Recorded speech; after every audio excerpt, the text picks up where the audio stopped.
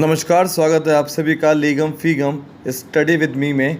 मैं हूं आपके साथ एडवोकेट पुलकित अग्रवाल। आज हम बात करने जा रहे हैं उन विधेयकों की जिन्हें गृह मंत्री अमित शाह ने संसद में पेश किया।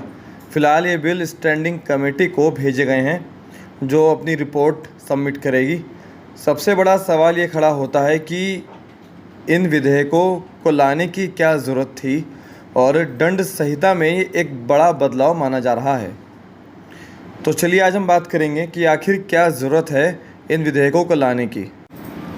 भारतीय दंड संहिता की 500 से अधिक धाराओं में अलग अलग अपराधों और उनके लिए दी जाने वाली सज़ा को परिभाषित किया गया है। करीब 160 साल पुराने इन कानूनों में समय समय पर आवश्यक बदलाव भी किए गए हैं, लेकिन जो इनका मूल स्वरूप है उसे नहीं बदला गया। आज भी जो मूल ढांचा है वो ब्रिटिश राज की याद दिलाता है। पंजाब केसरी में एक आर्टिकल छपा है राजेश माहेश्वरी जिसके लेखक हैं, तो उन्होंने क्या कुछ लिखा है इस संबंध में चलिए पढ़ते हैं। और आपको बता दें कि पंजाब केसरी के हापुड़ संस्करण में यह आर्टिकल 19/8 वर्ष 2023 को छपा है।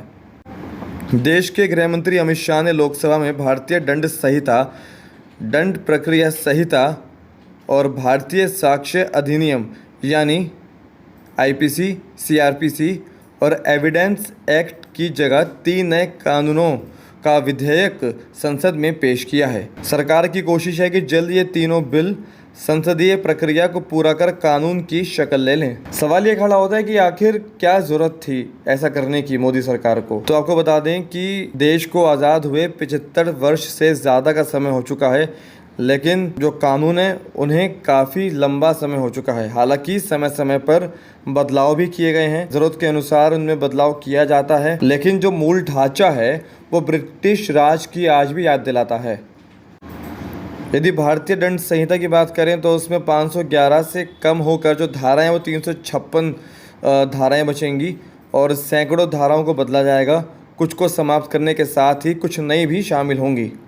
छोटे अपराधों के लिए जेल भेजने के बजाय दंड स्वरूप सामुदायिक सेवा का प्रावधान, ये सरकार की एक रचनात्मक सोच है।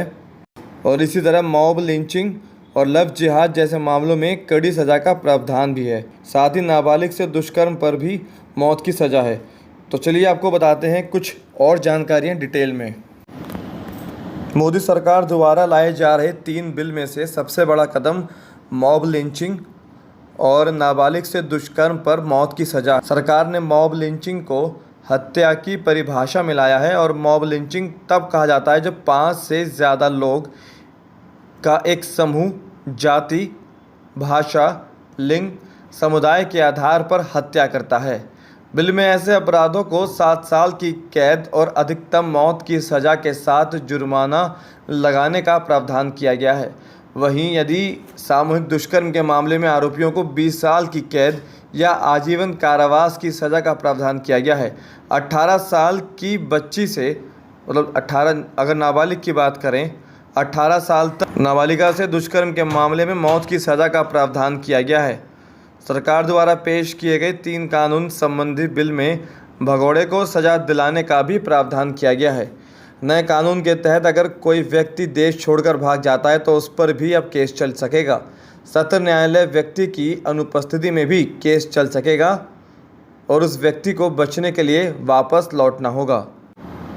आपको बता दें कि किसी को गिरफ्तार करने के बाद आपराधिक प्रकरण का निराकरण कितने समय के भीतर किया जाएगा, इसकी कोई सीमा नहीं है। गृह मंत्री द्वारा प्रस्तुत विधेयक के मुताबिक ट्रायल कोर्ट को 3 साल के भीतर फैसला करना होगा और राजद्रोह अब देशद्रोह होगा। तो ओवरऑल देखा जाए तो नए मसौदे में भारतीय न्याय संहिता में महिलाओं से जुड़े अपराधों को रोकने के लिए खास कदम उठाए गए हैं। ये वीडियो आपको कैसे लगी नीचे कमेंट सेक्शन में कमेंट ज़रूर करें।